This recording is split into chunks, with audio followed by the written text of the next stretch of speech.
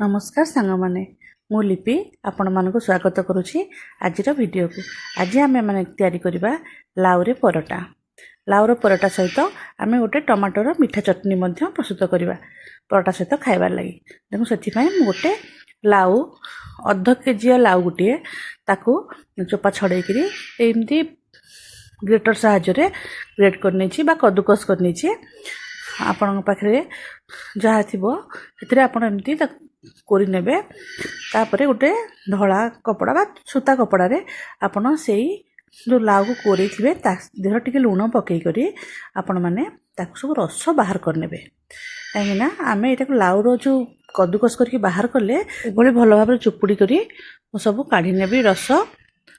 तापरे देखंतु सब रस बाहरी सारला परे मु से लाउ को आ गोटे पात्र रे बाहर कर नेबी।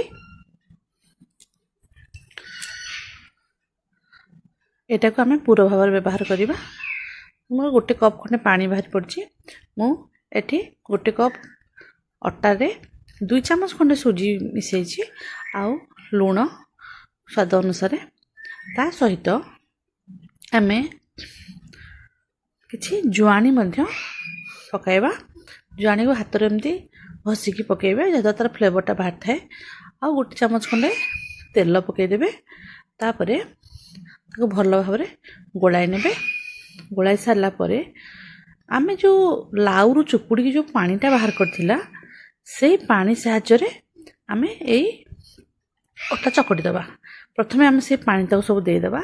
तो ता परे हमको आउ अधिक पानी लागे ताहले आमे साधा पानी व्यवहार करिबा। देखो तो मैं अटा चकड़ी की रखीदेली। तापर जो लाउ को कोरे की रखी से देखो तो मु जीरा गुंड किसी धनिया गुंड तापरे लंका गुंड आउ दरकार आप काटिकी भी लंका एथरे पकई पारती। गोटे मैगी मसला आउ स्वाद अनुसार लूण आगो सब पकई करी भल भाव गोलाई नेबी।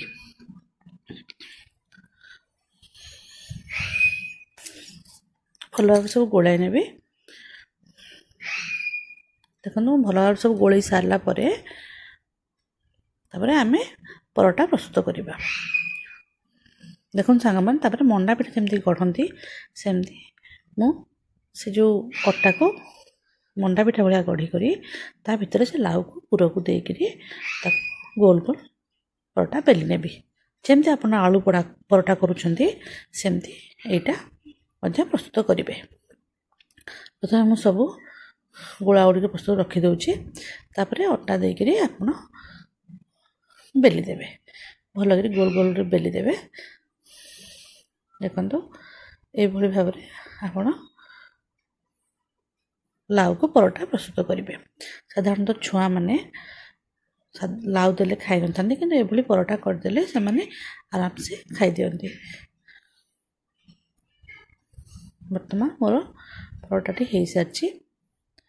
मु तापर तावा रे ताको सेकी नेबी। आ गोटे एका संगे बेली नउछि। बेली सारला परे सब सेकी नेबा। देखन सांगमान जदि मोर वीडियो आपण मानकु भल लागु ताले लाइक शेयर सब्सक्राइब करिया को जमा भूलिबे नाही। वर्तमान मो तावाटी ताती जाइछि। मु एही सब परोटा को भल भाव रे धीर आंच रे सेकी नेबी। तापर देखंतु मु सेपटे गैस रे गोटे कप खने पानी बसई देली। 4टा टमाटो काटिकी पकई देली। सेथिरे गोटे बुदा रसुण खंडे अदा और 2टी कंचा लंका पकईकी आकु मु सिझेई नेबी। सिझी सारला परे ए सब को मु ग्राइंडर रे पालिश करके बाटी तापरे देखो बर्तमान बाटी नौची। बाटी सारला परे गोटे कड़ाई रे गोटे चम्मच तेल पकईकी पंचफुटन पकई नेबी। सेथिरे ए जो बाटी थिबा सब बैटर को ढाली देबी। सेथिरे खंडे गुड़ पकईकी भल भाव रे मिसई नेबी। देखो प्राय मोर सब हेइ आसलानी। तापरे आमे परोटा सहित एही मीठा चटनी को खाइबा पई परसी देबा। धन्यवाद सांग माने। नमस्कार।